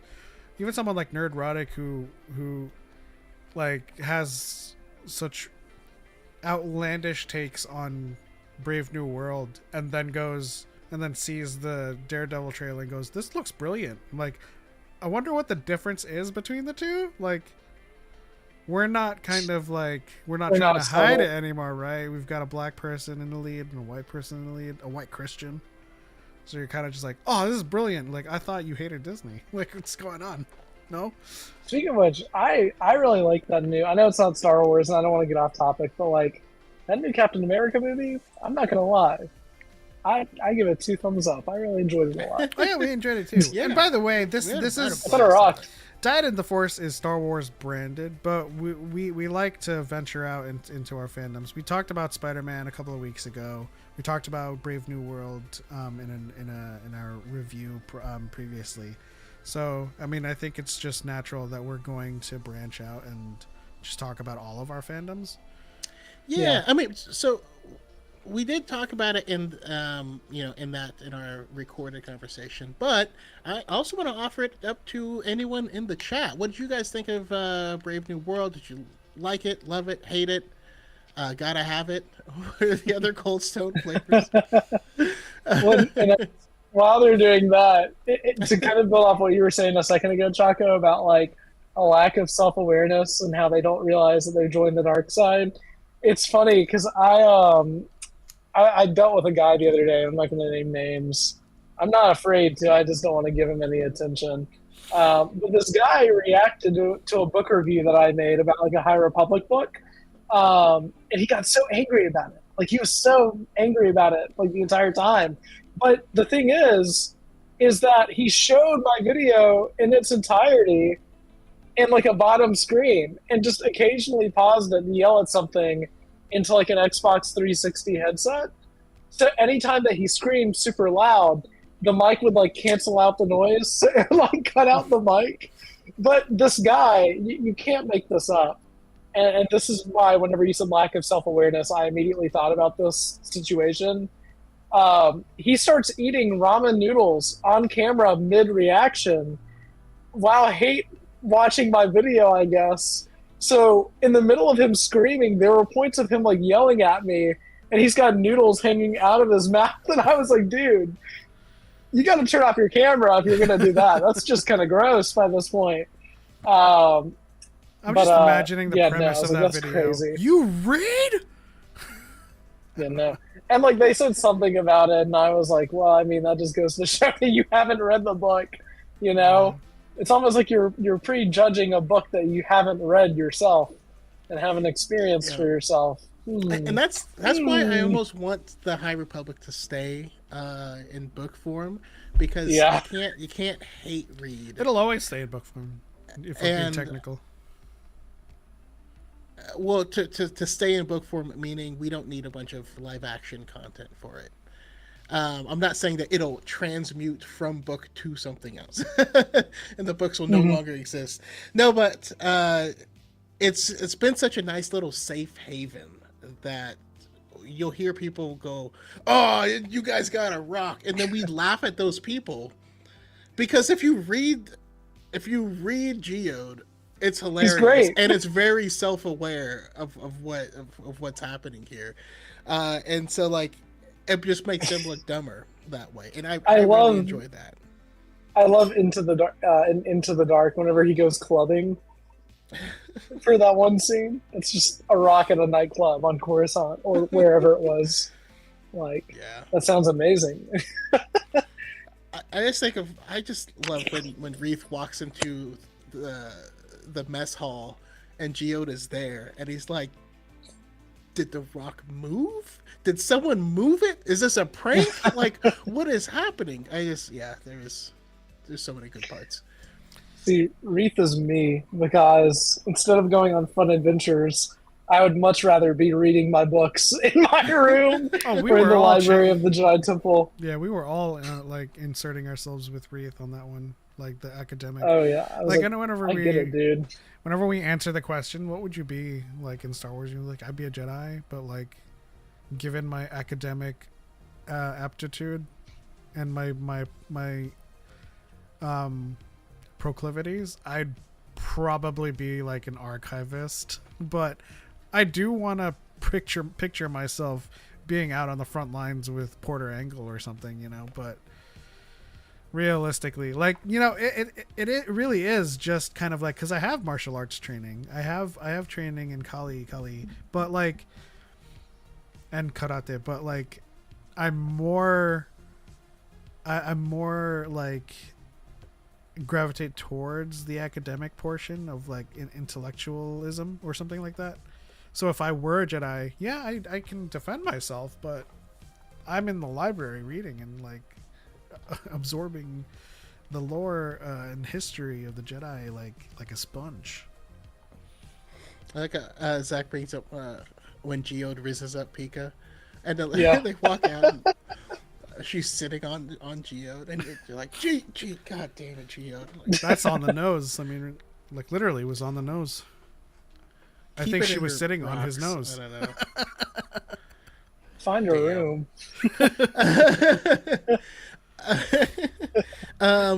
But Lord Goop says Brave New World was really good. The leader's design was well done for live action. Yeah, whenever I do feel like the Hulk stuff was a lot more comic booky than the Falcon, the Captain America stuff. You know what I mean? So it felt like half the movie had the Winter Soldier vibe, and then the other half was like more comic booky. But overall, I thought it was a really good film. It's not my favorite of the Captain America films, but the Captain America films, in my opinion, are the best franchise within the MCU. That's a hard thing to judge. But no, Anthony Mackie killed it, and they did so much cool stuff with the way he fought, with the way he used the shield, with the way he used his wings, and having Red Wing pull the shield back and cover him. It's the coolest thing. It's just the coolest thing ever. Oh yeah. Yeah. I Silver Samurai win. I also I will probably get a lot of flack with this, and you guys can disagree if you want, but I think Marvel has a huge problem with being very comic book with its heroes and very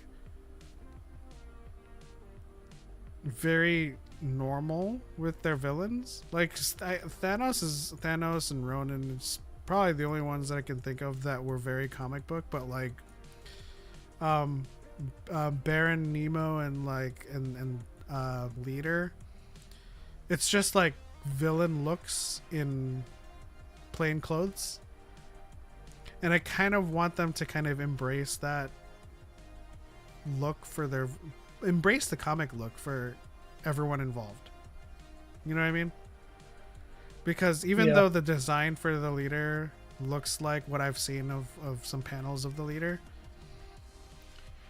he's wearing like a polo like a flight jacket. And he's like, Captain America, we'll see who rules the day. And I'm just like, I mean, at least Baron Nemo had that mask, but like it still wasn't, as kind of ornate in the comics. Baron Zemo's comic book costume is terrible though. He's wearing these weird pajamas with like a tiger But I stripe want that, a little thing. What did you expect? Yellow spandex? Like, no, but I want them to kind of own that comic book nature, I will Give say Red that, Hulk like, his mustache. No. I do love his hairy chest though. What was it? Like, there was like a leak design for the original look of the leader, where it's like he has like the more comic booky accurate look of like the big head and like the beard, like the goatee and stuff, and it looks cool. But man, I don't know, like something about like the brain being exposed on his head just like looks so cool to me. And at first, I was kind of like taken aback by how like monotone he was being, in terms of like how he was speaking. But I ended up really vibing with that towards the end of the movie.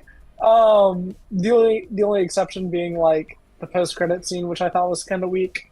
But I don't know. I really liked the leader in this movie, and I agree that with Choco, to where like the Hulk stuff is like the most comic booky stuff in the movie, and the Captain America stuff is a lot more serious.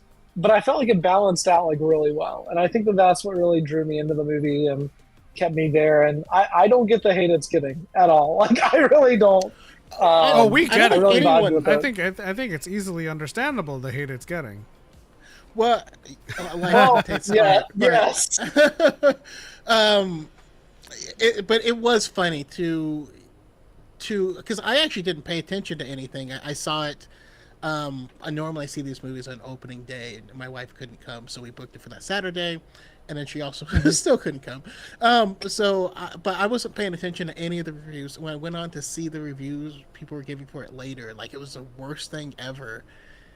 Felt like TLJ. What? Do we watch the same? And listen, I did have problems with the writing of it. You know what I mean? I thought that. Oh, me too. Narratively, the main character's journey wasn't mirrored outwardly in the story, which is typically something you see with good writing, and that's okay. But overall, it was still. And I feel like the other thing is we live in a lot of nostalgia, and when it comes to the MCU, I feel like people look back on it as a amalgam of all the good moments that you had watching all 25 of these films, and not by judging it against each individual film. Because I've said it before, I'll say it again. Marvel Phase 1, with the exception of Iron Man, wasn't good. And I respect it. What's the thing that Lando says? Like, I don't agree with it, whatever, but I accept it. Yeah. Like, so I will say this movie. I don't agree with it. I don't like it, but I accept it. This movie feels like a Phase 1 movie, but it's better than just about all of the actual MCU Phase 1 movies. I agree. Goob says, costume-wise, he could have looked better, but I liked his head. No, I agree. I like the way they portrayed his head over, like the very opposite Ki-Adi-Mundi. I hated his head, but I liked that I hated it. You know what I mean? Oh yeah. Like you're just like it's so gross, and I kind of want to touch it, but I know it's gonna be moist. Oh no! Oh, just picture like giving him a scalp massage. Is it squishy? Yeah.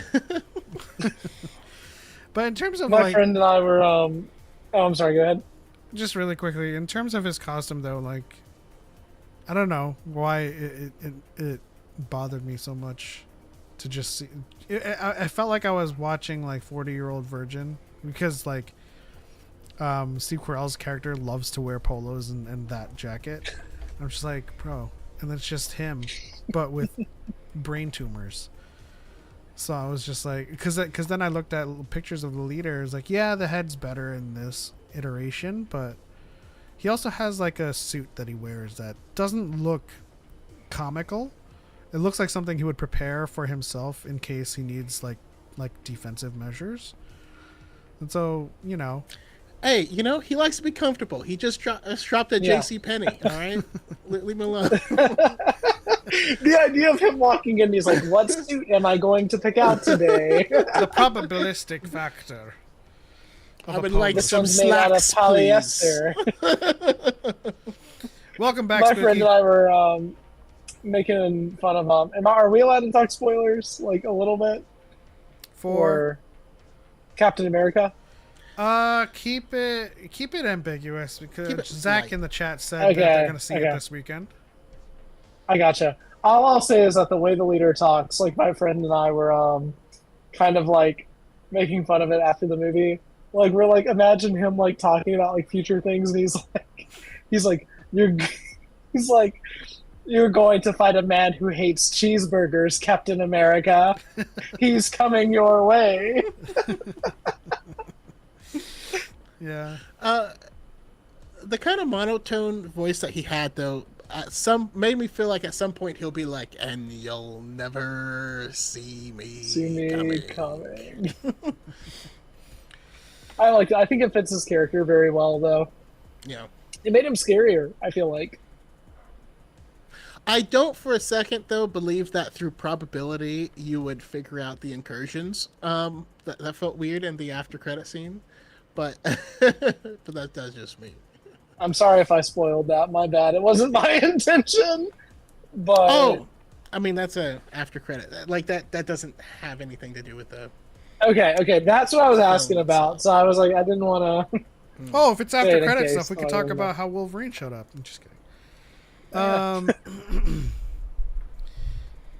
don't know. Is the leader's abilities just calculating the probabilistic outcomes?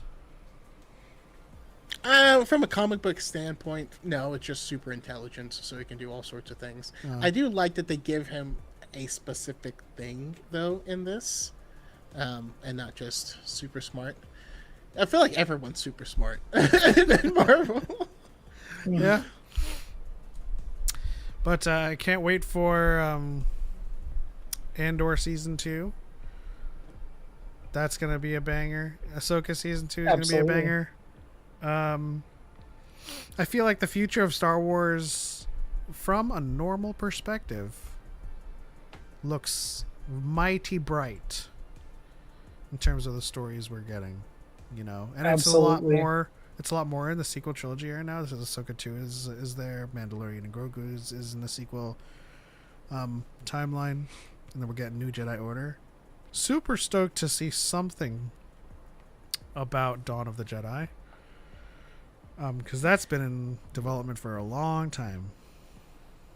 Yeah. Well, I'm just happy that the timeline has opened up for the comics and potentially books. And what I am betting the new animated series will be, I'm betting for a post Return of the Jedi animated series. Maybe not sequel era, but yeah, give me some young Luke adventures, please. Oh, definitely. Especially if they're going to bring sure. Luke to Galaxy's Edge. Like, there's got to be some relevance to it. You know what I mean? Yeah. That's so cool that they're And with- doing that, by the way. And with the Star Wars 2020 run ending with Luke talking to Ben and telling him about his adventures on Yeah, the Living Sea well- and stuff. Well, I mean, the next Star Wars comic is going to be the post Return of the Jedi Yeah. era, so that's where the comics are going.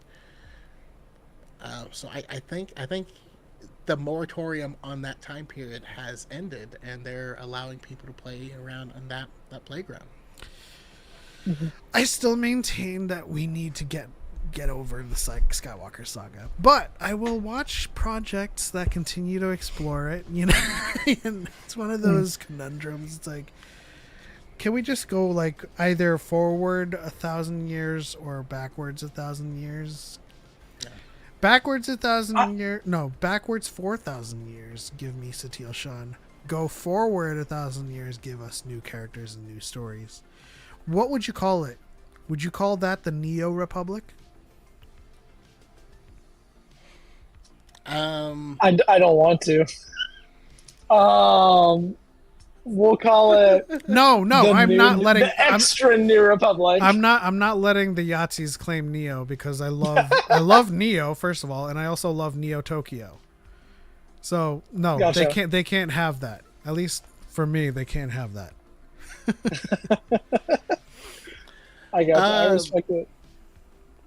So, random side note: I have not done an unboxing yet, but I got something in the mail, What'd you get? and haven't opened it yet. Oh, he's gonna do So- unboxing. So we don't get to know. See, a Fandom Menace member sent me a box with a bunch of wires attached to it. I haven't opened it up yet, but I don't know if I should do it on camera. Is it ticking constantly? It is, and it won't stop.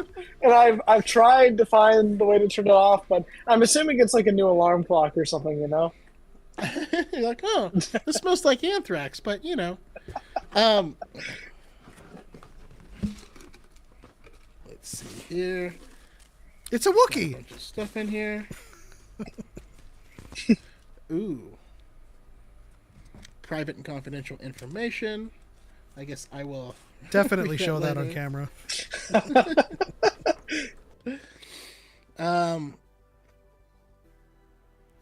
But Looks like an Andor package. Whoa. heck yeah. No way. Every moment is a choice. Live and act. I choose to live and I choose to act. So that is cool. Oh, this is like a. Oh, they gave me stuff to annotate the book, but Oh, is that for Reign of the Empire? yeah. Reign of the Empire. Oh, I'm so jealous. That's awesome. I am curious what's in here though. But I suppose they're just not going to reach out to me anymore because I've given up on TikTok. Maybe I'll make a comeback. Be like a K-pop idol. I'll do a don't trailer. call it a comeback. I've do a been here tra- for years. I'll do a trailer for when Element 7 makes his return to TikTok. Somehow Element 7 returned. Yeah, and then I'll make a video, and then it'll be another 4 weeks. I need to make more TikToks, but I haven't gotten around to that side of social media yet, sadly. I'm kind of sticking with YouTube for now. I mean, that's I that's mean, I what I've wish I had. decided. Simply because TikTok is on life support, and we don't truly know. Yeah. It's not truly back yet. Yeah, To no, be frank. not at all.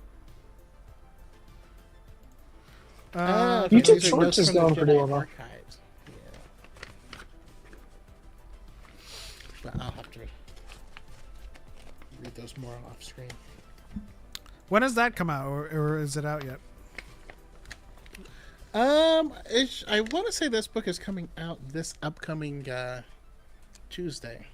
Okay, so I have to finish it. It's Tuesday. See, I'll finish Skysworn, Tuesday. and then I'll have to transition to Reign of the Empire, and then finish that. And then you'll have to. Choco, send me was the that next a, 2 books. Choco, was that a reference to a show that I'm thinking it was a reference to? The Tuesday? No, it's just. I mean, I think it's more of a meme than anything of just making fun of Oh, British people. gotcha. It's gotcha. Tuesday in it. Goop says now read the whole thing on stream. All right, let's do it. Yeah. Choco, if you could take photos of every single page and just send them to me in a DM, that would be awesome, man. Also, show everyone the confidential information. You almost pulled a Tom Holland reading it on camera. Yeah, the 25th is what it says.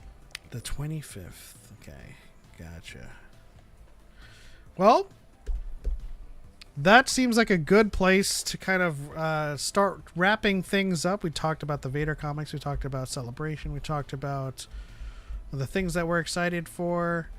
If there's anything else you guys would like for us to discuss for the next 5 minutes or so, let us know. But I'm all out of things to say. Just kidding.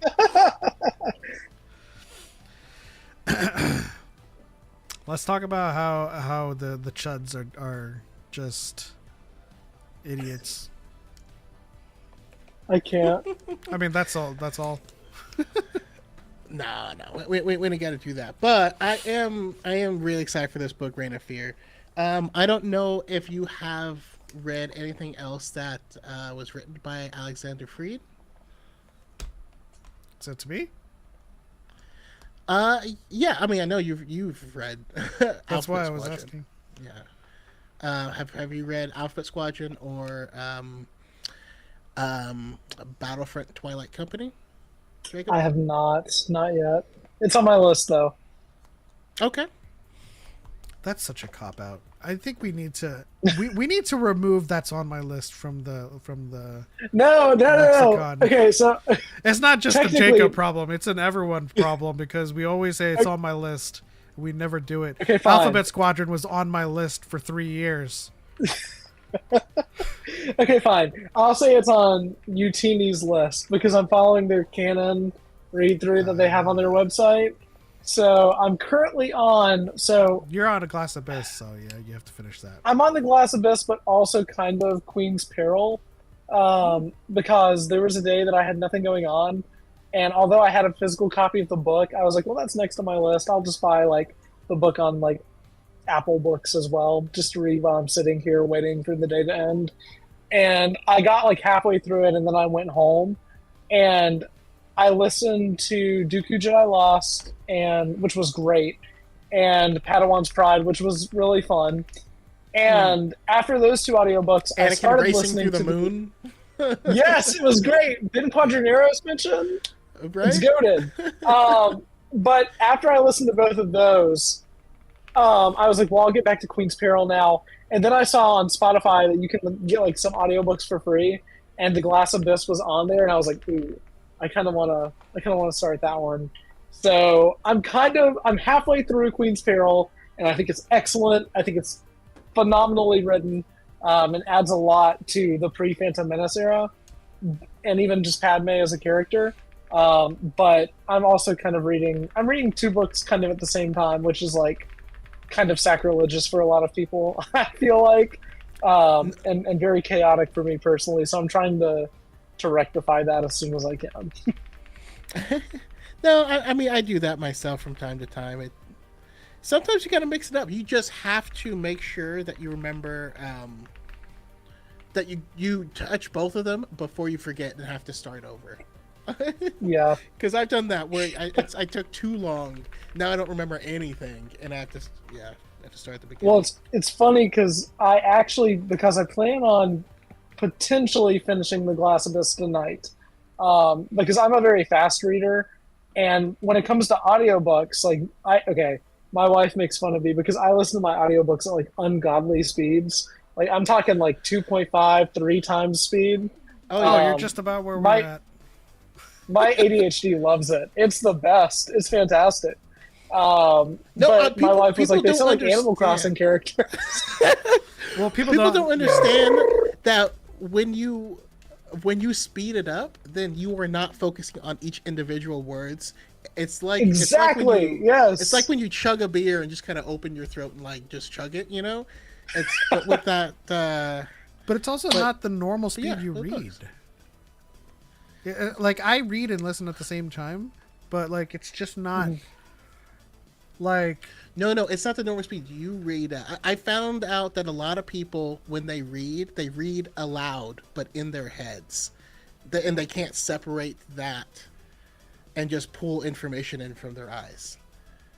I kind of do that too.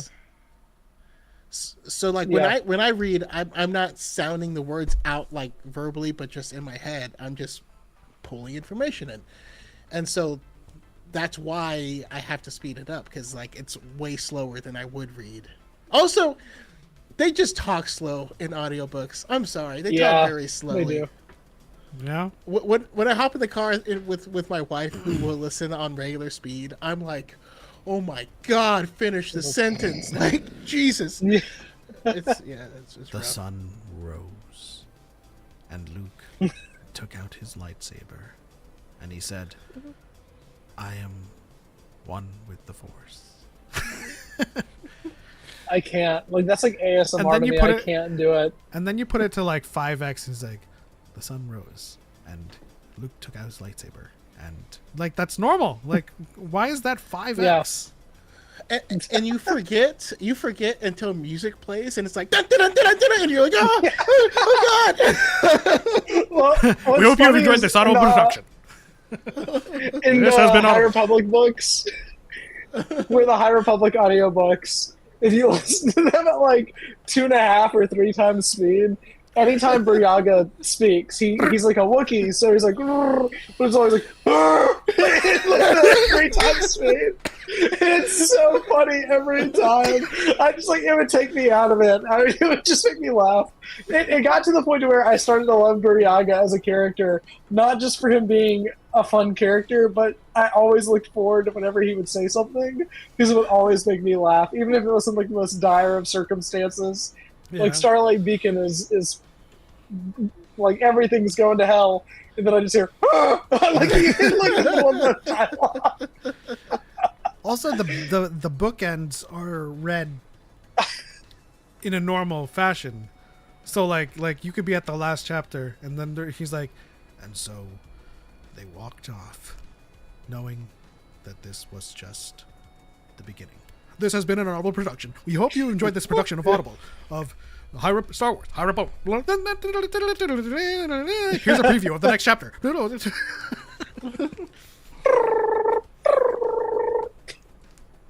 I love it. I'm glad I'm not alone in listening to those books at insane speeds. That's fantastic news for me. Oh yeah, absolutely. I keep it around 2x. So you're doing it faster than I am. And then also on books that have a female reader, it's like 1.8. I have to slow it down a little bit. Mm-hmm. I don't know. Maybe that's sexist. Maybe you just enjoy the the semitones. the ambient, I just bathe in it.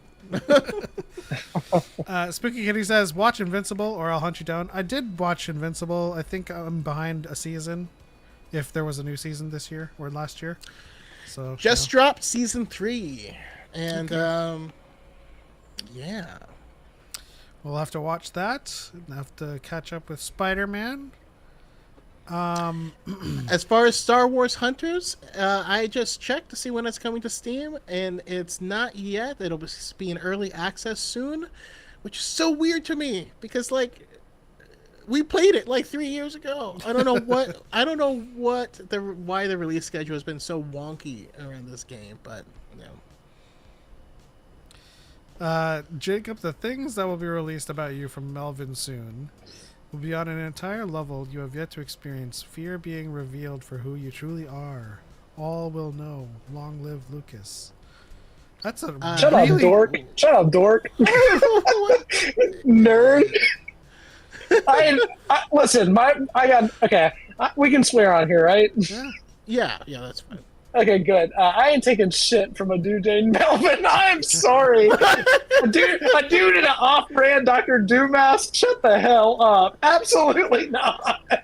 I do not fear you guys. And here's the thing, right? These people are so quick to call people shills. Without channels like this, like you guys and me and a lot of other people, they wouldn't be able to make content. They are shills for us. Without us, they are nothing. You're nothing. Yeah.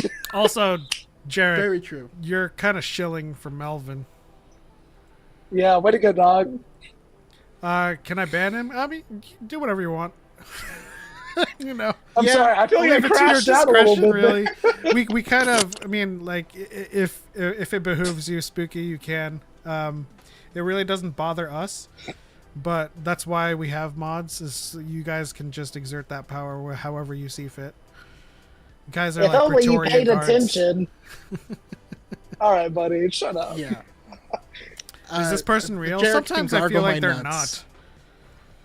These people are weirdly obsessed with me. I'll be real. Like, it got kind of scary somewhat recently, actually, because they found like my other private social medias. Like, someone got into it, and like they found out information and stuff about me, and that scared me more than anything else. But like, at the end of the day, it's like if you're getting that pressed over me and other people talking about Star Wars and He's things they like like on the Star internet, Wars? seek help, Jesus please. I am Christ. begging you.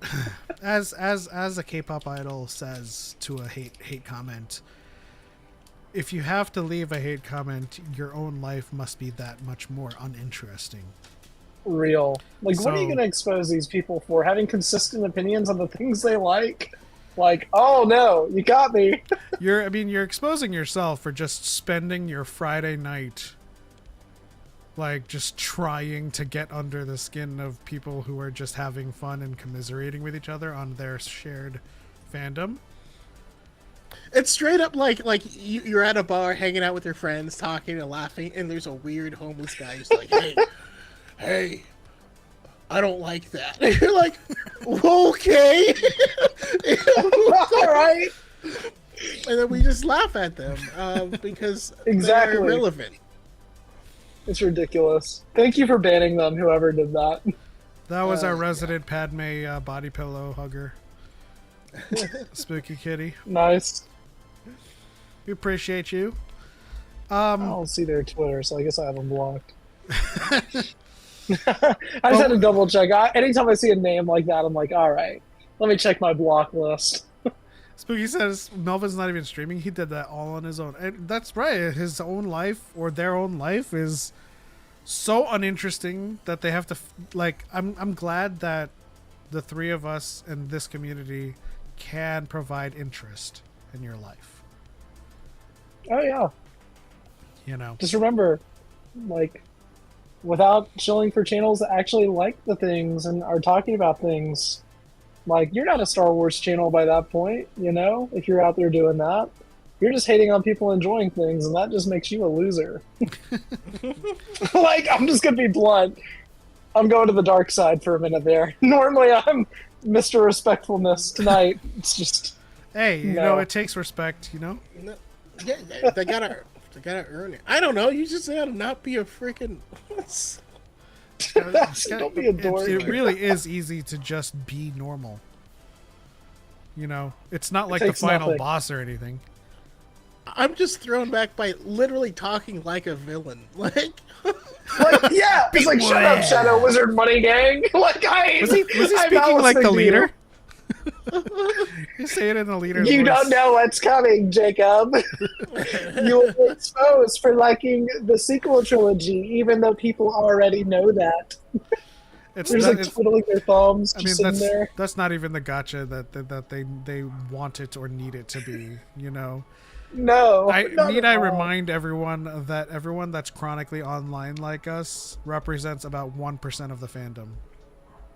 Absolutely. You know, if you go to the people that are like content creators for doing first time watches, everyone that watches the sequel trilogy, like just as a normal person, they enjoy it. They're like having fun.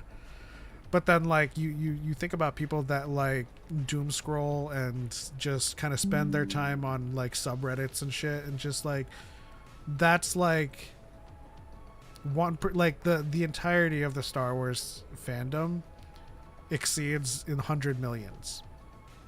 And like you think about how many people are online disliking, oh, it's got 20,000 dislikes. That's like a medium-sized city in like Oklahoma. Like that's Yeah. not everybody, you know. Exactly. That's why like people are gonna watch Star Wars no matter what, because they're not chronically online. We are online because that's just who we are. But like they don't participate in the conversations that or the discourse that leads to that kind of vitriol. what's funny is that the entire time we were talking about like the lore and Vader comics and like Captain America, I was like, wow, like what an amazing discussion, and not one weirdo has popped into the chat. And of course, like in the last 5 minutes, something happens. It's like, well, damn it. That's fine. Like, I guess not. Sorry, guys. It's kind of like, so like an example of this is like when Ahsoka came out, and there was so many of those chuds talking about how the show was kind of forcing you to watch Rebels, and I'm like, Yeah. no, my brother's only seen the main movies, and then after he watched Ahsoka, the only question he had was like, who is she? Because he didn't watch the Clone Wars and stuff like that. So I told him, but he largely enjoyed the show. So it's kind of like, there's a lot of fans out there that are just kind of fans of Star Wars. That's it. They'll watch something that's Absolutely. Star Wars. If they don't know about the deeper lore, they're just like, oh, I guess that's that character then, you know.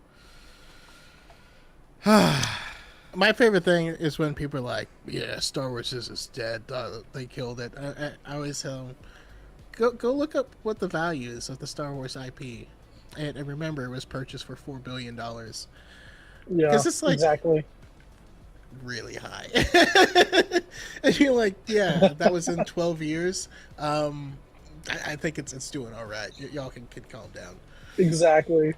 Or you know the age old adage of when someone is